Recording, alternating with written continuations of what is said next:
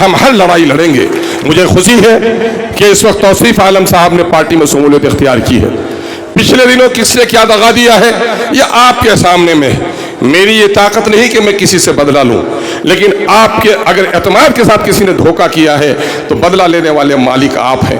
آج کون ہے لیڈر؟ کون ہے لیڈر؟ ماں کے پیٹ سے کوئی جنم نہیں لیتا۔ عوام جسے عزت دے دیتی ہے وہ لیڈر بن جاتا ہے، عوام جس سے عزت چھین لیتی ہے وہ کھاک پر آ جاتا ہے۔ آپ نے اگر انصاف اور امید کی بنیاد پر کسی کو عزت دی ہے اور آپ کے ساتھ دغا کیا ہے تو انصاف کرنے والے بھی آپ ہوں گے۔ ہم اپنے ان بھائیوں سے جو پارٹی کے فیصلے سے ناراض ہیں، میں ان سے بھی پیغام دینا چاہوں گا کہ ہم ایک بڑے مقصد کی لڑائی لڑ رہے ہیں۔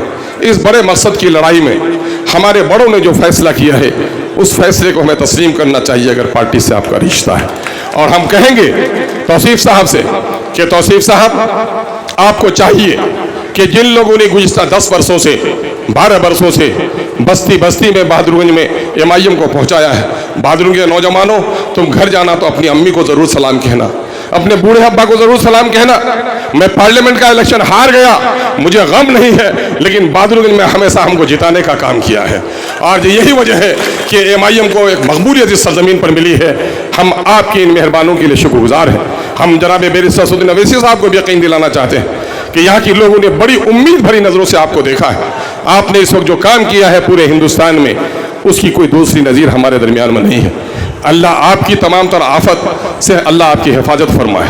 اور میں جناب بھائی توصیف صاحب کو کہنا چاہوں گا کہ آج جو یہ رمق دیکھ رہے ہیں، یہ جو پیشانی پہ چمک دیکھ رہے ہیں، یقیناً MIM کے دیوانوں اور متوالوں کی اس میں بڑا خون لگا ہے۔ اور آپ سے ہم سمجھتے ہیں ایک نئے انداز کی سیاست کا آپ آغاز کریں گے تاکہ سیمانچل کی تاریخ بدلے اور ہماری نسلوں اس کو فائدہ ملے۔ ہم اس کالے قانون کی مخالفت کرتے ہیں جو کچھ ابھی کشمیر کی وادیوں میں ظلم اور زیادتی ہوئی ہے، جس کے خلاف جناب بیرسٹر اسدالدین اویسی صاحب نے تمام تر فرقہ پرستوں کے منہ کو بند کر دیا ہے۔ گودی میڈیا کو سوال پوچھنے کی ہمت نہیں ہوئی ہے۔ یہ ہمارے اندر کے انسان کو دیکھنا چاہتا ہے۔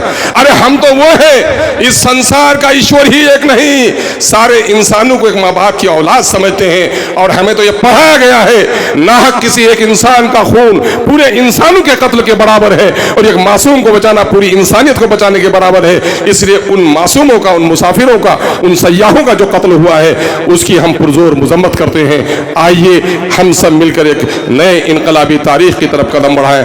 بہت بہت شکریہ۔ سلام، آداب۔